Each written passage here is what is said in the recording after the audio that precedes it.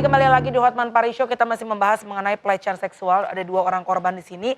Diduga ya Bang. Dan juga tentunya Bang Aris juga masih menemani kita di segmen terakhir ini. Silakan Bang Hotman. Apa benar di sekolah itu ada CCTV dan katanya orang-orang di sekolah sering melihat si oknum tersebut melalui CCTV membawa cewek ke ke suatu kamar begitu? Kalau di sekolah dan juga kita di sana ada hotelnya juga, jadi di area sana ada CCTV-nya. Cuman untuk siapa aja yang sudah melihat si pelaku ini dengan cewek lain masuk ke kamar itu, saya tidak tahu siapa aja, tapi saya sendiri sudah melihat. Jadi dari hasil tes kegadisan keperawanan sudah ada hasil nggak, ada berapa orang yang sudah kegadisannya direnggut? Belum ada hasil? Itu belum tahu, Pak. Tapi kalian semua udah dites? Sudah. Ke visum ke rumah sakit? Sudah. Ya.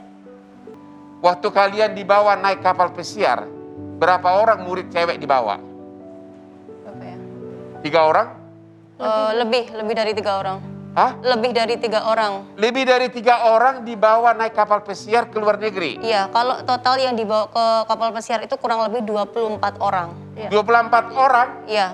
Dan termasuk kamu? Iya. Dan kamu juga disuruh melakukan hubungan seks juga sama dia di kapal? Iya. Kamu sendiri? Iya, saya dipaksa itu.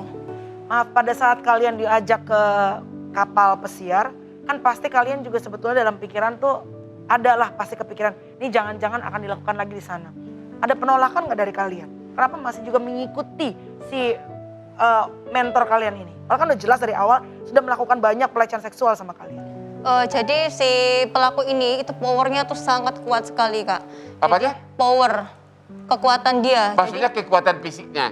kekuatan fisik dan semuanya. Jadi kami Punya pengaruh. punya pengaruh besar dan fisiknya kan besar juga. Jadi kalau kita berontak itu kita nggak berani waktu itu. Waktu itu kan masih sangat kecil sekali kami juga di sana. Jadi untuk berontak, untuk kami berteriak aja kita nggak mampu.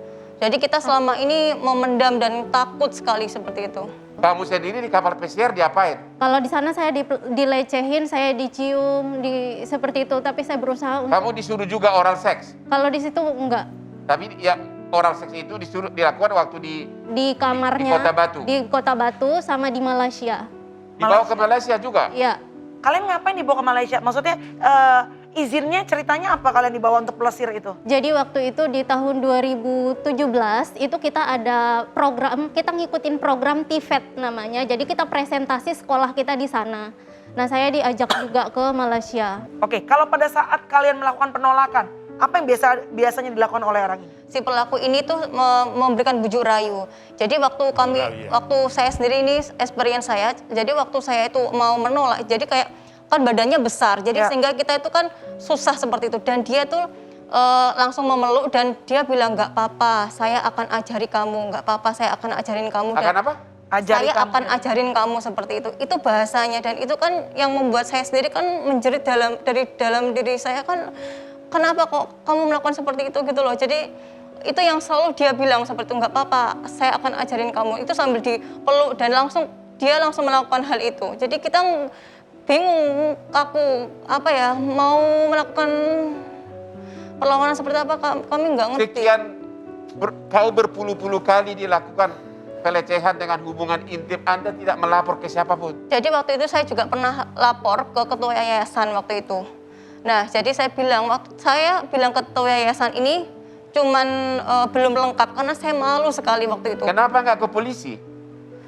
Ya. Kenapa nggak lapor ke polsek setempat? Karena saya takut begini Pak Hotman, di situ kan sekolahnya itu sangat bagus dan si beliau ini kan punya pengaruh besar di perusahaannya dia. Saya takut kalau misalnya saya melapor hal ini akan banyak kehidupan orang lain, dalam artian kan banyak orang yang hidupnya bergantung sama si pelaku ini. Sehingga kalau saya ngomong sesuatu atau melapor, saya bisa kena ancam macam-macam dan saya tahu kenalannya si pelaku ini siapa aja. Anda ini terbongkar, siapa yang melapor duluan? Saya. Ke siapa? Ke Pak Aris.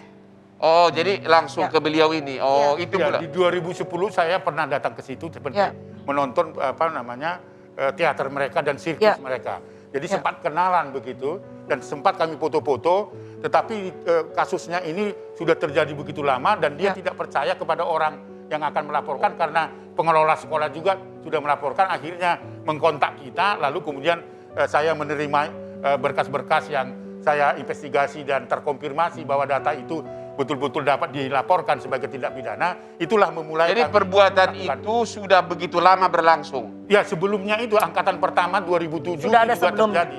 Ya. Kakak Jadi kelas bukan saya, hanya ini. kakak kelas saya ternyata juga sudah bercerita dan baru saja Berat- 2021. Berarti ini adalah dugaan pelecehan terbesar dalam sejarah hukum di Indonesia. Betul. Masa? Oleh karena Ini itu merupakan saya sejarah publik harus terbesar. tahu ini. Nah, kalau kalian menyaksikan acara Hotman Paris Show ini menjadi contoh bahwa perempuan nggak bisa diam saja.